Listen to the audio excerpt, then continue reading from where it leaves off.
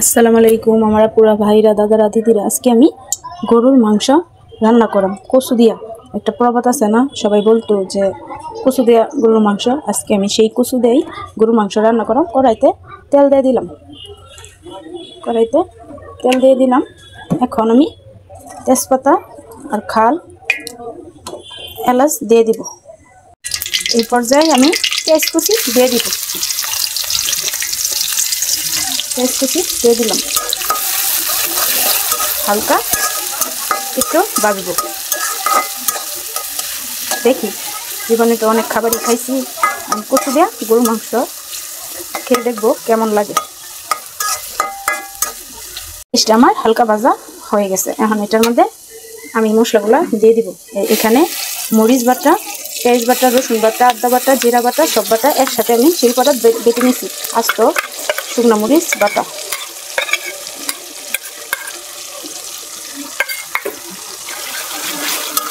এখন এটা সামান্য অল্প বোনা করব। এখন এখানে হলুদের গুঁড়োটা দিয়ে দিব।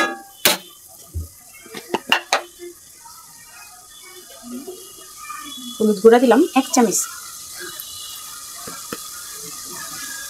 1.5 চামচ হলুদের গুঁড়া দিয়ে দিলাম। ধনিয়ার গুঁড়া দিয়ে দিব। ধনিয়ার গুঁড়া 1 চামচ। 1.5 চামচ ধনিয়ার গুঁড়া। অল্প একটু পানি দিব মশলাটা ভোনার জন্য। অল্প একটু পানি দিয়ে দিলাম।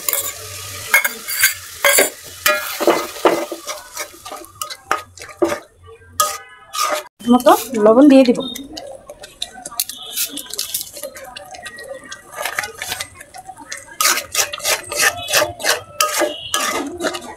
কষানো হয়ে গেছে। এখন এটার মধ্যে আমি মাংসগুলো দিয়ে দিব। এগুলো আমি ধুয়ে পরিষ্কার করে নিয়েছি। এখন এগুলাই আমি এখানে দিয়ে দিলাম।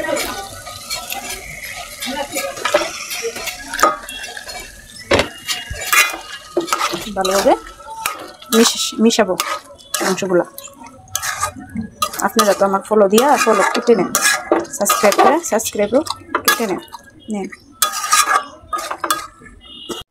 ঢাকনাটা দম করে দেখবাম আমার মাংসের তরকারিটা কী অবস্থায় আছে।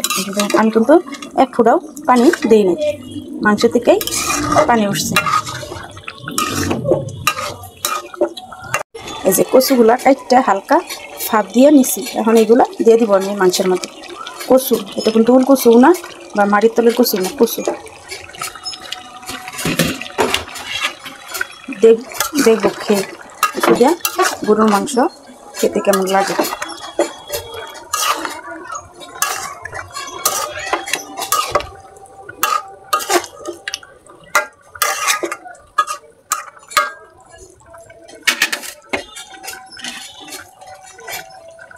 একটা কাঁচামরিচ চিড়ে রাখছিলাম, সেগুলো দিয়ে দিলাম।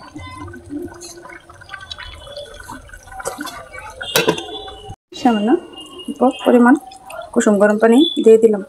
অল্প অল্প করে দিব, বেশি দিব। আবার আর একটু হালকা কুসুম গরম পানি দিয়ে দিলাম।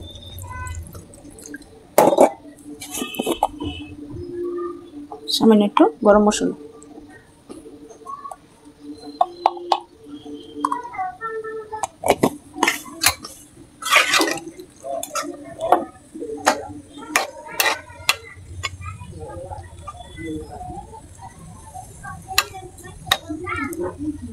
ঢাকনা দিয়ে আবার ঢেকে দেব। আমার কচু দিয়া গরুর মাংসটা হয়ে গেছে। এই যে দেখেন কত সুন্দর কালার আসছে, মাশাআল্লাহ। এই দেখেন ঝোলটা কত ঘন আসছে। এই যে দেখেন, অন্ততপক্ষে একবার ট্রাই করবেন কচু দিয়া গরুর মাংস রান্নাটা।